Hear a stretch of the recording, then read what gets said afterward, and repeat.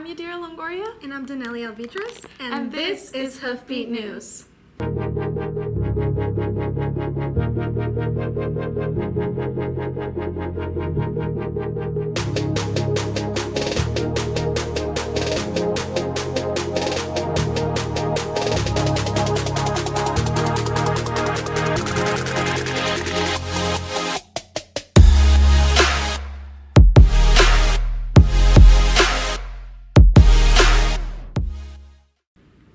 Today is Monday, November 14th, and we are back with another episode of Hoofbeat News. To start off this episode, Nadia has a story on Dia de los Muertos from Diversity Club. My name is Miss Lilibeth Bendel. I am new, and it's just my first time to be an advisor of Diversity Club. I am their second mother in this club. I told them that they can always count on me, that they are my second daughters or sons, and we are like a family in this club. For this club is to reach out to different students with different cultures and make them feel that they belong in this school, especially in this club, that everybody is welcome here, whatever culture you have. Going to a conference in Colorado, and then we're planning to watch a movie, The Black Panther, this Friday, so that's gonna be fun. Thank you, Miss Bendel. Now let's hear from one of the seniors that are in Diversity Club. I'm Adriana Mraz. I'm a senior this year. I've been a part of Diversity Club, but this is my second year. My favorite part of the club is getting to meet new people and just making new friends. I learned how to love different cultures and how to accept people for all their differences and just learn more about everybody each and every day.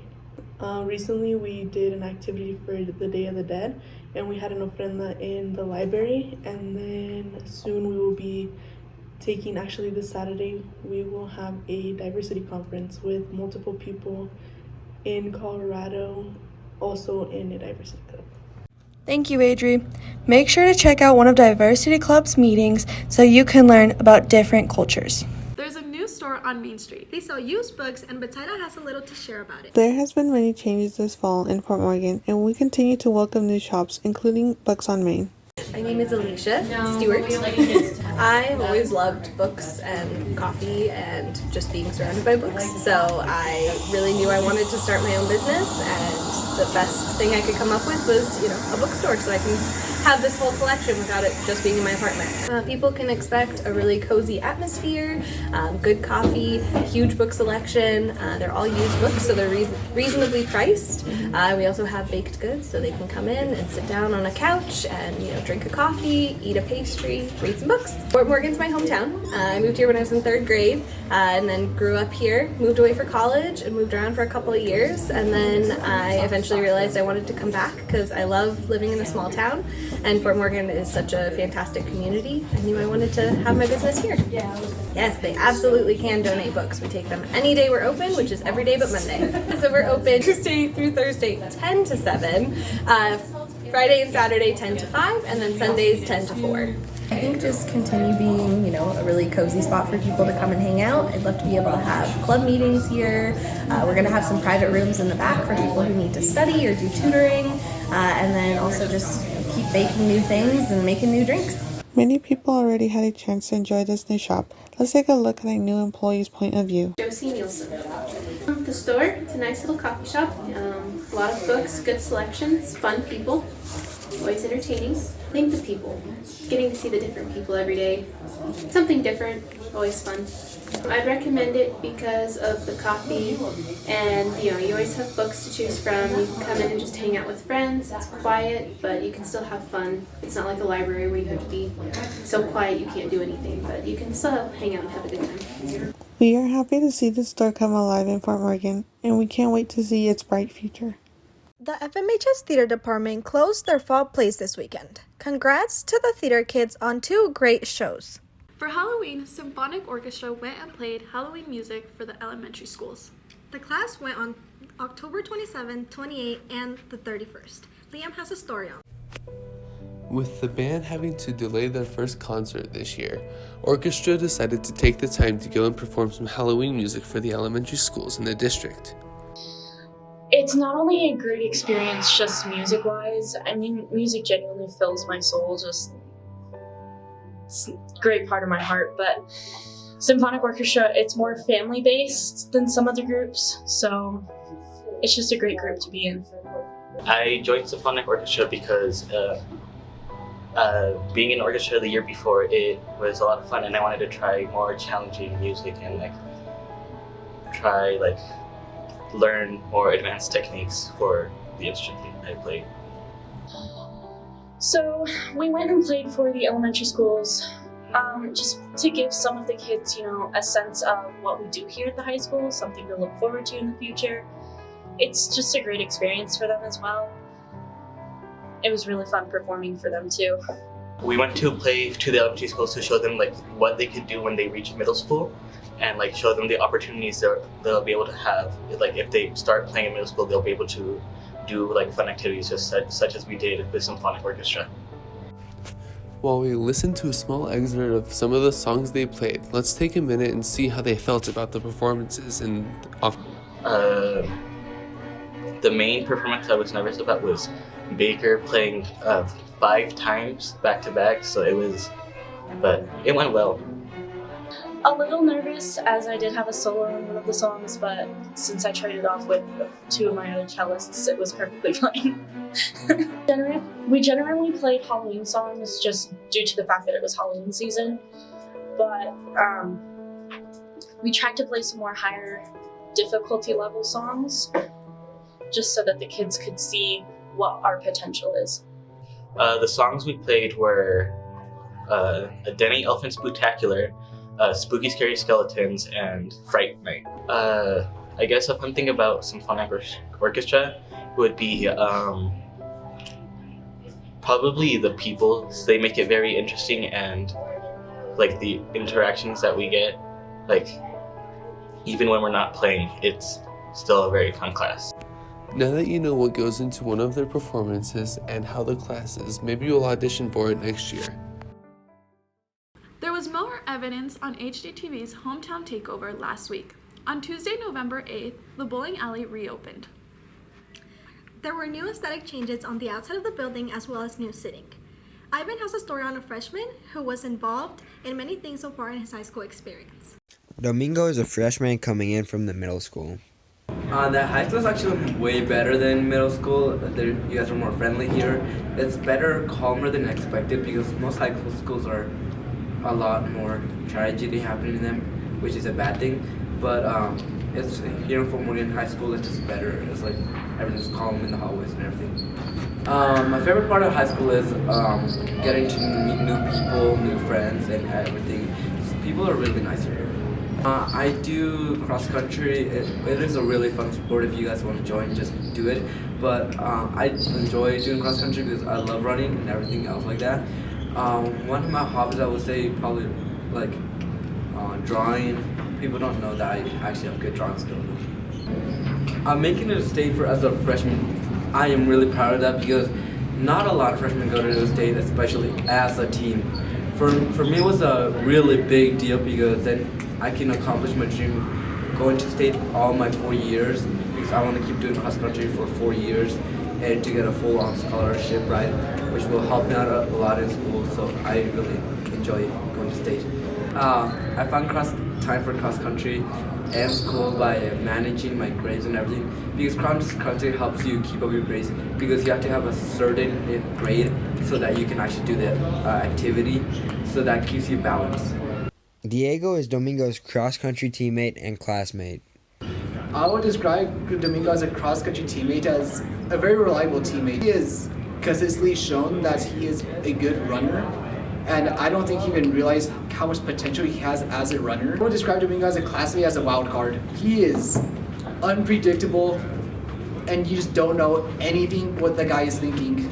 I like how sweet Domingo is, because he'll do stuff for you if he does think you're a friend, and he will just do stuff for you constantly without you telling him to, and he just helps you out anyway.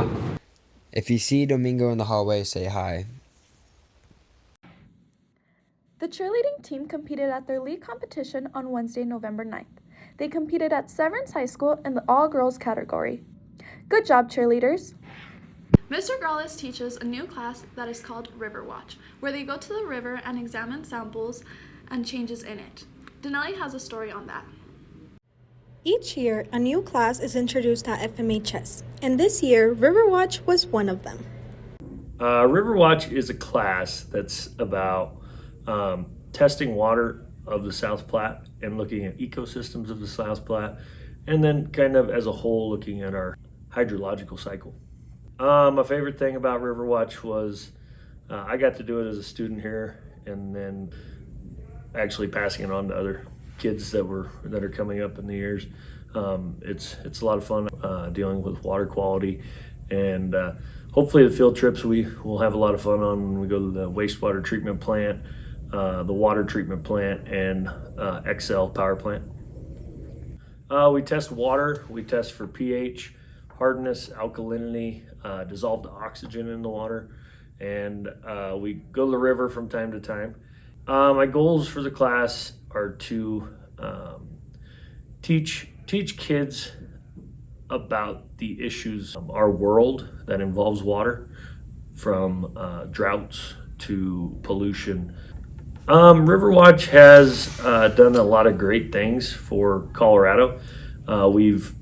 If you go on riverwatch.com, you will see a lot of volunteer groups that are doing a lot of work in different areas of the state, testing water, and then they will send it to the health department. I think it's a good class for people that are interested in the environment, interested in the organisms that live in these areas, and it's a great class to be more hands-on and experience a different style of class, I'd say. This year, I did not expect having sophomores in my class, which usually I have juniors and seniors in it, but this year it's been a little different since we changed our freshmen into biology. So it's a good idea to have chemistry and environmental science before you come into Riverwatch. I taught it my first year that I was here, and then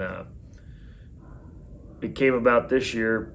They had quite a few people sign up for it again, so they gave it back to me to teach. I've only taught it 1 year before this, so this is my second year, and that was 5 years ago that I taught it. It was actually here back in 2006, 2007, and beyond that, Mr. Kammer used to teach it, and I'm trying to follow the same kind of classes he had that I went through. Representatives from CU were kind enough to visit the Riverwatch class and talk about their knowledge about air quality and water testing. I joined Riverwatch because I needed a lab class for college, and this one really tied into what I'm going to college for because I'm studying ecology and fish and wildlife management. The lab work, I think it's super fun and super interesting. Hopefully going to the river if Grallis will let us, but keep up with the lab work, and then the students that came from CU, I think that project will be really interesting with the air quality testing. If you're interested in water testing, make sure you join Riverwatch next year. To finish off the broadcast, Chloe has a story on FFA. Future Farmers of America, or FFA, is one of the biggest clubs here at FMHS, and they already accomplished so much. I talked to senior Nadia Garcia to get some more input. My name is Nadia Garcia. I have been in FFA for all my 4 years of high school. During freshman year, I went for Ag 1 officer, and I got it. And for sophomore and junior year, I was the secretary. And for senior year, I am vice president. Specifically in FFA, we do a lot of different activities. Some of our biggest fundraisers are oyster fry and the hired hand auction. We compete a lot in CDEs towards the end of the school year. That's kind of one of our bigger things we do. Also throughout the year, we do bowling tournaments. We are hopefully going to do a golf tournament. We just do little fundraisers. Like right now we're doing fruit and candy sales, and then we'll do sausage sales next year. And so my goals for FFA this year, I want to get gold in the meat judging CDE. I have competed for 2 years already, and I've gotten silver in both years, so this time I'm striving to get gold. And another goal is just to prep the future officer team so they can succeed. I spoke to a new member, Isabella Flores, to see how her first year in FFA is going. Isabella Flores. I have participated in chapter speaking, became Ag 1 rep, so that was fun. I'm looking forward to growing my knowledge and my leadership skills and communication skills, and just being able to improve as a person. I think FFA is something that brings students together, and it is able to like show you a bunch of things that you'll need in your future life and things that like benefit you now in school. Be on the lookout for future activities and fundraisers from the FFA. That's all that we have for you this week, and we will be back with more news next week.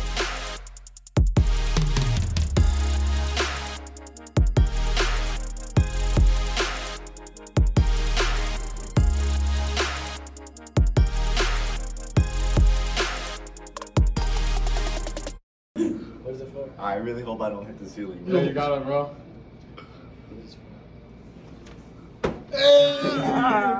That's Hoofbeat.